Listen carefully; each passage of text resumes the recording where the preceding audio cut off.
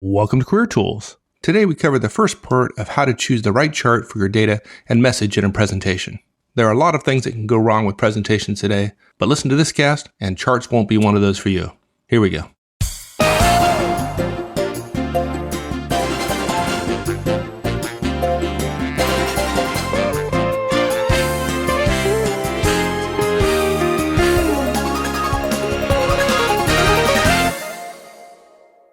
Well, there's so many things wrong with presentations that you and I see today. We got to figure out where we're going to start, right? Yeah. It's amazing to me how many firms don't spend time and effort and money educating their new employees on how to make effective presentations. I mean, it's so powerful. It makes such a difference in terms of the organization's ability to communicate with one another that it's just stunning sometimes. Yeah, one training HR executive I spoke to, the reason he gave for not doing that kind of training was it would just make their employees more marketable elsewhere relative to other folks who hadn't had that training, right? It would make them appear better. Yeah, well, the vast majority of HR professionals that I know wouldn't say something so stupid, but that's amazing. I was stunned when I heard it. Because that would be a reason never to train anybody for fear that your people would be better perception or reality wise compared to everybody else. And you know, the comment made it clear to me that he had no recognition of the pain and suffering and really the cost, right, of hundreds, if not thousands of presentations every day at any large firm.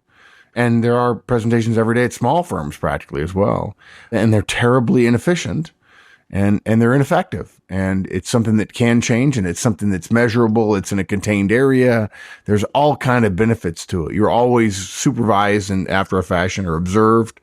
It would be easy to provide coaches that could go and so on, but it was just amazing. So today we can't talk about everything having to do with presentations. We have done casts in the past. We have many more to come about presentation skills, but today we're going to narrow it down to one specific area that I think it's terribly exciting because it's not something that's talked about very often. And that's, what chart should I use for a slide? Simple as that. Yeah. Too many managers and executives we've seen, professionals all over the place, use charts in a way that prove they're not aware of how to choose which chart, what the standard is for choosing charts, right? The right chart makes getting our point across easier, and the wrong chart makes getting our point across harder. And frankly, the danger is not just that they miss our point, because if you're not choosing your chart well, your point is probably not clear, right?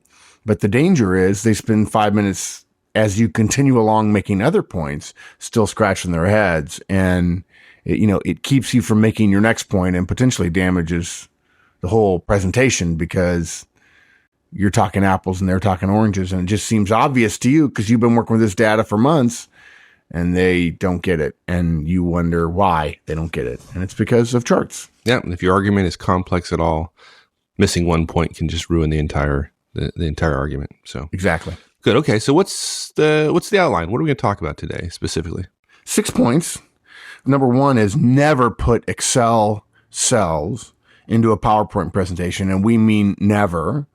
But in terms of the way the cast is going to happen, we're actually going to do that one last because we want to get right to the slide message thing. We just want to also talk about the biggest mistake people make, which is putting Excel, spreadsheets in a PowerPoint presentation. Number two is understand the difference between slide topics and slide messages. Too many people just title their slides or charts with topics. Number three, if you want to show parts of a whole, you use a pie chart. Number four, if you want to show rankings, you use a bar chart, something most people don't do. And if you want to do a time comparison, which is the most likely for most people that we know, you want to choose a column or a line chart. And the last point in the outline anyway is what we call the acid test. And the simple acid test for any chart in a presentation is, can we understand your message without your explanation? And usually that means having a clear message title, a title that's a clear message, as well as having the right chart. Okay, good. So, let's talk about the difference between slide topics and slide messages. I mean, if I'm talking about third quarter financials, then why not just put third quarter financials up at the top of my chart? Yeah. Is there a reason why I wouldn't want to do that? This is actually a topic that we want to introduce here, but we're going to treat it more fully in another cast in some other way. By the way, that reminds me, we should probably say that the show notes for this presentation, and the slides that go with the show notes will be really helpful for people because, of course, there'll be examples and samples. Yeah. So just a quick, well, I don't mean it as a plug for premium content, but if you are a premium content subscriber, then remember, particularly if you're on iTunes or use an iPod, you can get the enhanced RSS feed that has the slides embedded in the show brilliant. itself. So as you're going through this, look at your iPod or look at iTunes, and you'll be able to see the exact slides that we're talking about at that time. So good. Very cool. Particularly helpful for this cast. Yeah, exactly. This is one of the most misunderstood basic concepts in presentations. And so we'll talk about it here because it relates to charts as well, but we need to treat it more fully somewhere else. And what's frustrating about it is it's also kind of a dangerous error because it's really not just misunderstood. When you get it, it is a Hall of Fame move. I mean, it really is notably good. And for everybody not to get it, when it's not that hard to understand and to change our behavior, it's important enough to stand on its own. Clearly a top 10 idea in terms of presentation and so on. And most people just don't get it. We see executives, late in their careers that are still introducing or titling slides with topics. So look, the idea is simple. Basically, roughly, for each slide we present, there should be one key idea that we want the audience to think about or do something with. Okay.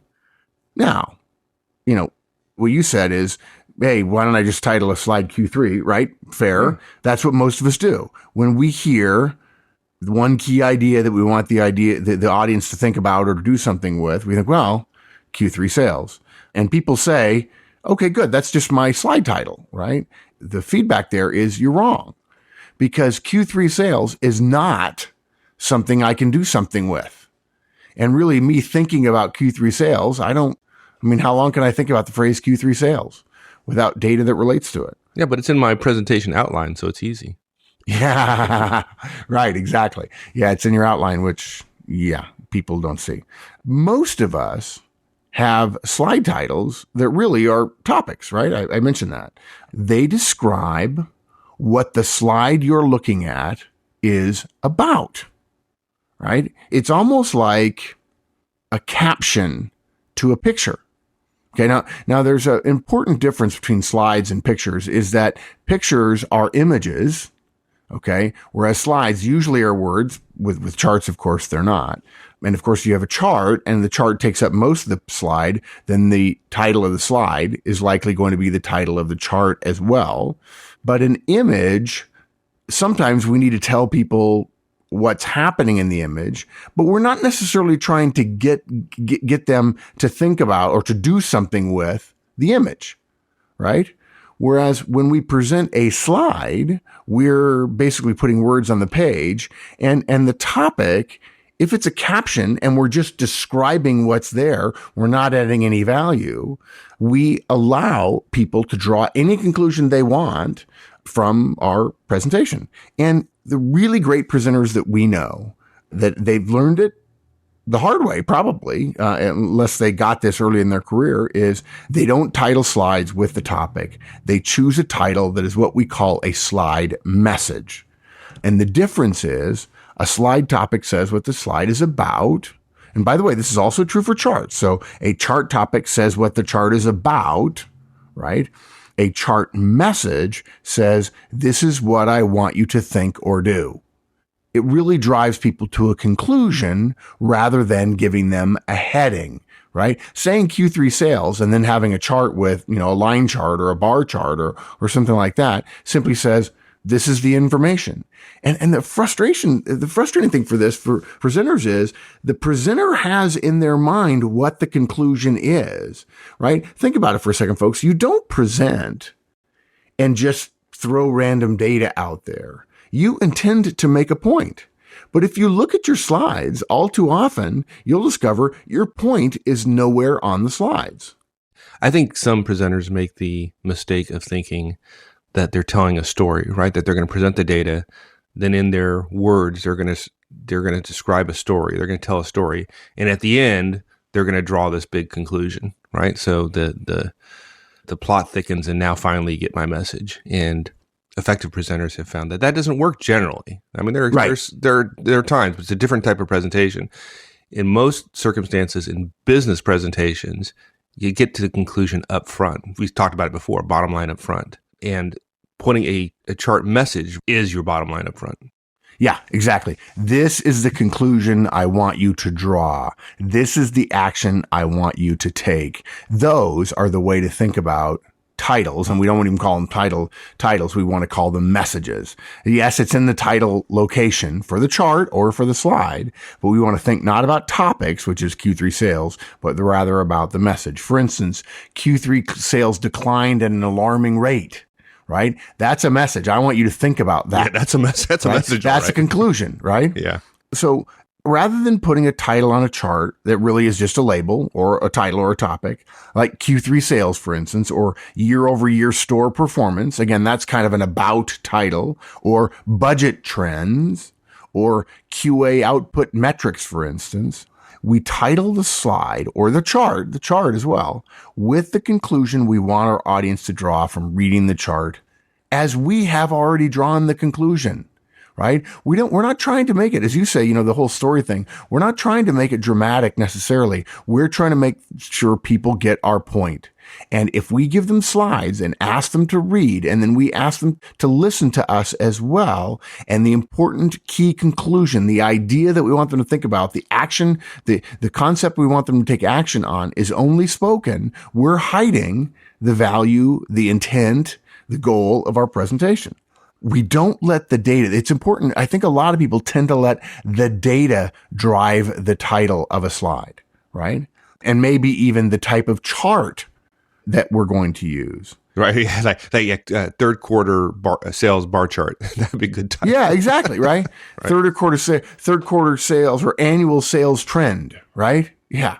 Okay. Yeah. Technically it's a trend because there's a trend line on there. Neat. You learned how to put a trend line onto a line chart, right? Or even better onto a column chart. The key lesson here is we let the message drive the chart's form.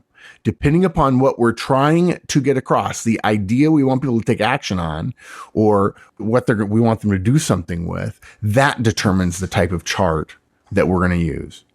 So look, we just gave some examples, right? Rather than having a chart title that says Q3 sales, we would have a message which says Q3 sales off 7%, right? That is a message. Hey, we went down by 7%. We're not going to let them read the chart and gather that as a conclusion. We're going to tell them the conclusion in advance so that when they read the chart, it gets reinforced. It might be store performance improving notably, or budget down 4% again, or QA output beats regular and stretch goals. Okay. Rather than telling the audience what our charts are about, then having them read the chart and then explaining what the data mean, we tell them what the data are supposed to mean before they look at the chart. And then the chart proves what we have suggested. I want to say that again. Rather than telling our audience what the chart is about, sort of a vague title or topic, right? Then having them read the chart, and then either allowing them to draw conclusions on their own. And believe me, folks, everybody draws different conclusions. And then explaining what the data mean to us. On the contrary, the effective presenter tells them what the data are supposed to mean before they look at the chart in the message, in the title, right? And then the chart proves what we have suggested. And I heard this from a guy years ago when I couldn't understand why he was using a particular chart. And he said, Mark, charts exist not to be explained. Charts explain. He says, that's why I'm using a chart. It explains why I drew the conclusion I did and why everyone else should draw the conclusion they did. They don't need me. I can tell them what I want them to conclude. Then I want them to look at the chart and go, oh yeah, you're right. And this is a huge shift for people rather than us being the holder of the information, right? Rather than, as you said, in terms of telling a story, rather than us revealing the crisis or the key point or the drama, we let the chart be not the icing on the cake, but the cake itself, because we said, hey, look, this is what I believe. Here's the point I want to make. Here's what's changed. Here's what's happened. Here's how these things rank. And then here's the chart that proves the conclusion I've already drawn. And it'll be very hard for you to draw a different conclusion. Now, we've had to explain all that, right, at a high level. And we definitely want to explain that, further lay it out in a different cast. Let's really drill down. Okay, what does that mean for creating the right chart, right? What we want to do is we want to think about, okay, what conclusion do I want them to draw? What do I want them to think about based on my chart? Once we think about that, it's easier then to walk through the guidance we have for the different types of charts. And by the way, we're only going to cover 3. I think there are 5. There may even be 6 different types of charts. We're covering the 3 that probably capture, I would say 90 to 95% of all the presentation charts we've ever used. So it's a little bit more complex than we're making it, but we're trying to simplify it so it's usable for everybody. So look, if we all just look to the slide titles that we have to figure out what our chart ought to look like, right now, what would happen is most of us would just see a topic, right? If we just see that Q3 sales, the example you used, we literally can't figure out what kind of slide to use. Okay. And here's a sort of a thought experiment that'll help you if you're still wrestling. And by the way, when I'm working side by side with somebody on a presentation, they're trying to convince their boss of a budgetary opportunity, or they need more money, or they need more people, or they need more time, or whatever, or they need a raise. When I'm sitting next to them, this is the point they fight us on. They fight me on. They say, what I want to talk about is Q3 sales. And I say, no, that's not what I'm getting at. I want to know what conclusion you want people to draw, right? And I ask, what are you really saying? It's not just Q3 sales, because otherwise, if your chart title is just Q3 sales, there would just be a number. There would be a single dot. Here is Q3 sales, right?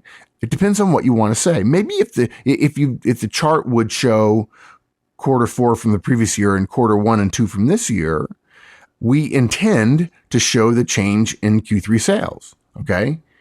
But think about even that for a second, right? The title is not enough. Q3 sales is not enough. And this is a classic mistake. But then you say, well, okay, let's put down Q3 sales changes or whatever, right? Think of it this way though. If you were to say, hey, you're talking to one of your associates, say, hey, by the way, Q3 sales were different than Q2, or for that matter, Q1 or Q4. What's going to be the first thought of somebody you say that to, right? Yeah. Doesn't take a genius to figure that one out. Did it go up or did it go down? Right. Really? Right.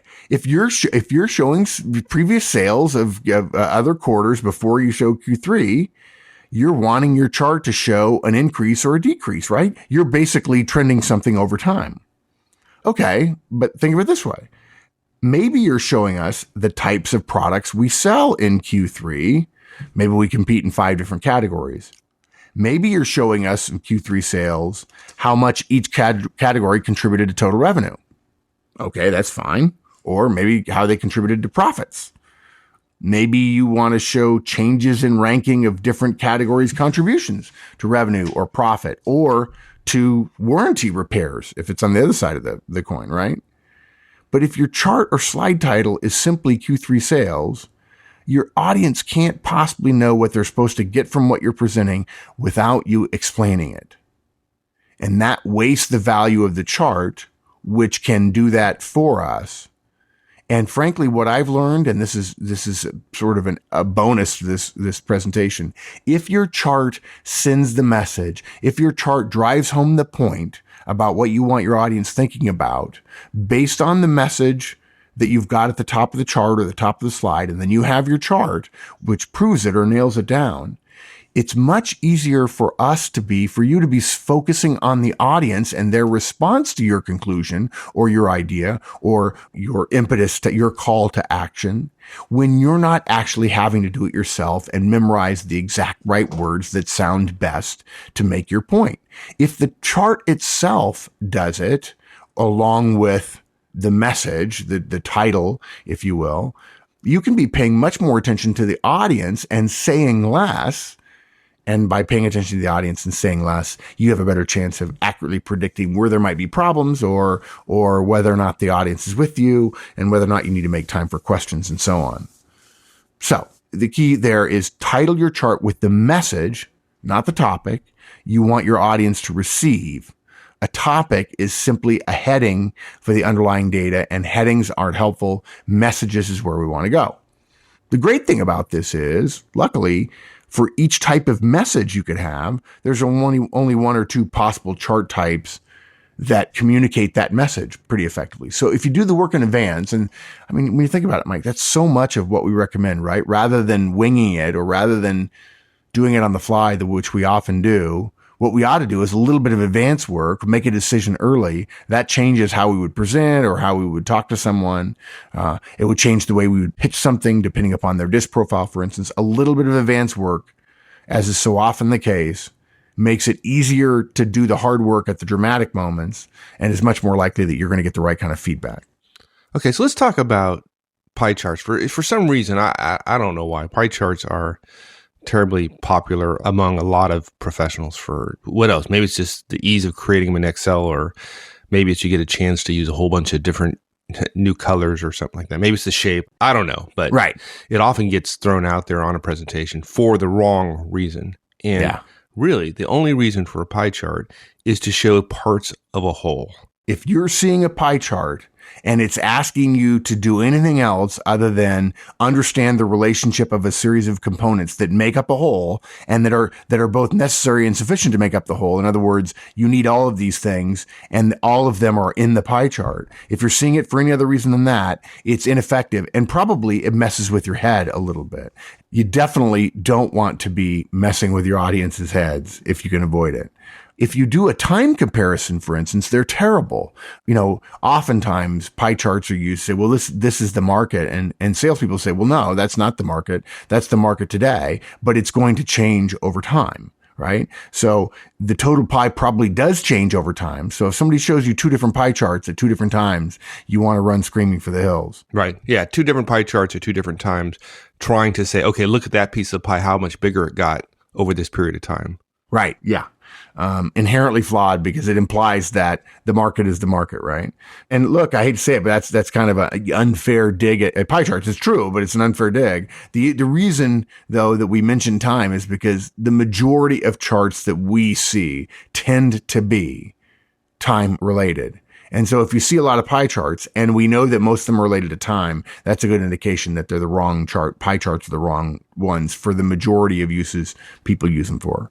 And so your point was you already made the key point, right? Using a pie chart is to show parts that make up a whole. And usually it's a percentage, right? So you could do some examples might be sales of various divisions in one company, companies' sales that make up an industry, types of errors that are caught in QA reviews. Maybe not every error, but the types of errors, some sort of categorization, feedback categories for a given product, region of origin for orders for the company's particular product or service.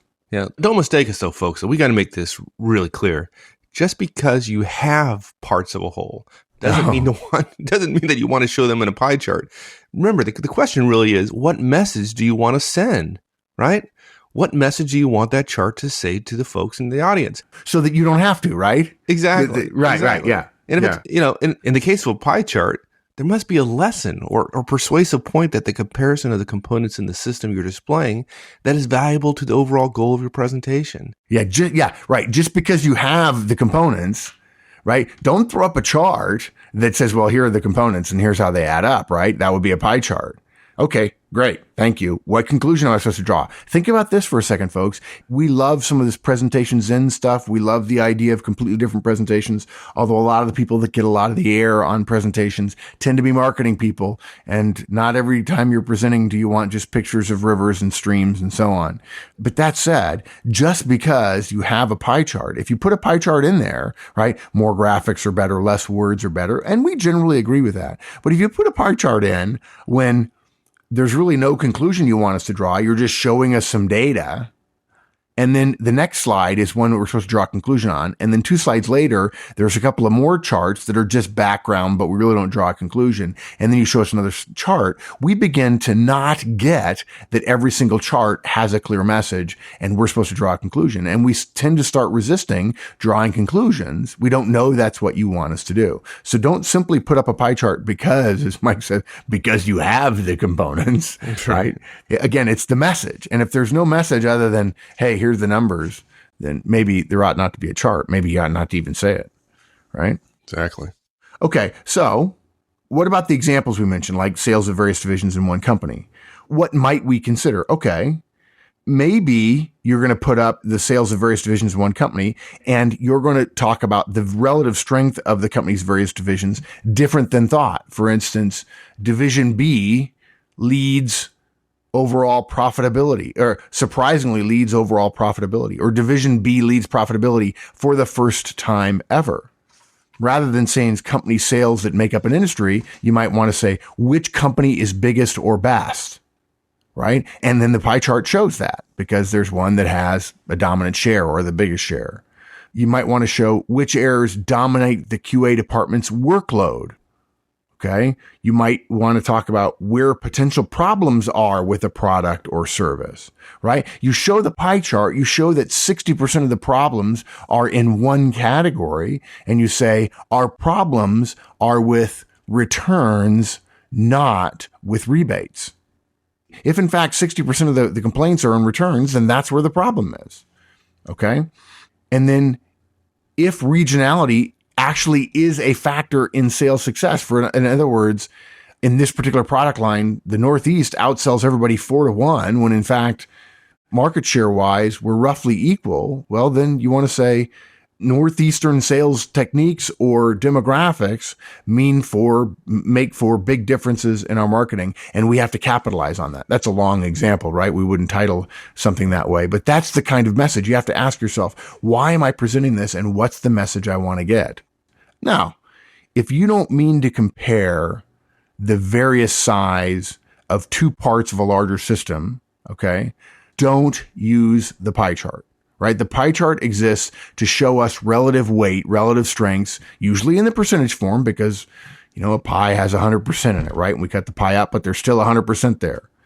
And I think many people make that mistake. They just think, well, I've got this data, so I'm going to show it. If there's not a key message, don't include it. And if you don't intend to show relative strength, then don't include it. Now, you can show an entire pie chart to highlight a sliver. There's nothing wrong with that. Okay. But the message has to make clear what you're trying to get your audience to draw a conclusion from the sliver that you're showing. And again, this is going to be we're going to treat this in more detail. That the whole concept of messaging we'll treat more detail in another cast. There's probably more to say about pie charts, and we can't possibly cover it all here, but let's talk just a little bit about some things to consider when actually creating the pie chart itself in terms of what it looks like and what it contains. Let's just try to hit the major things that people often kind of mess up on. Right.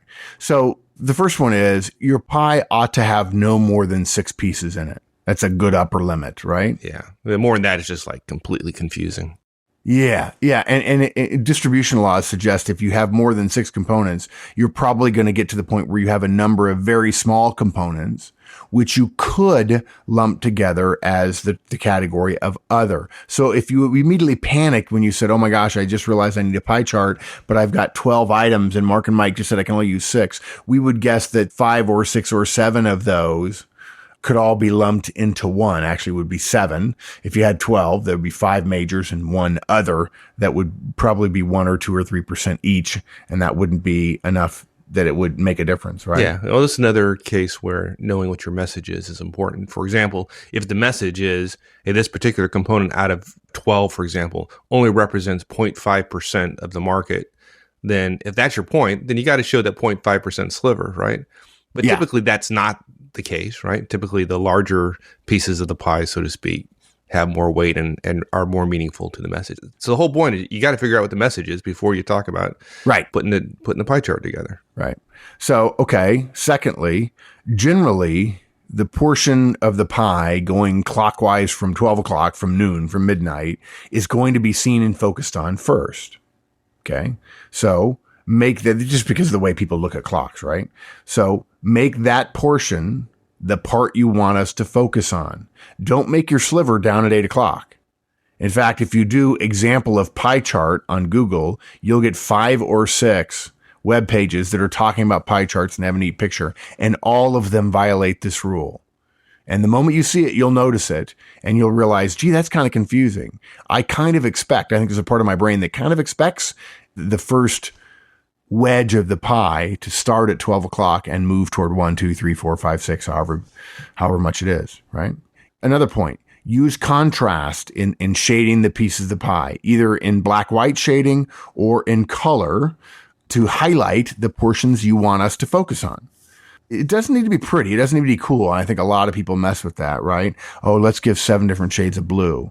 Technically, that's probably fine as long as the one blue, the really, really dark midnight navy or whatever, is very clearly the one that you want me to focus on, as opposed to some other lighter blues.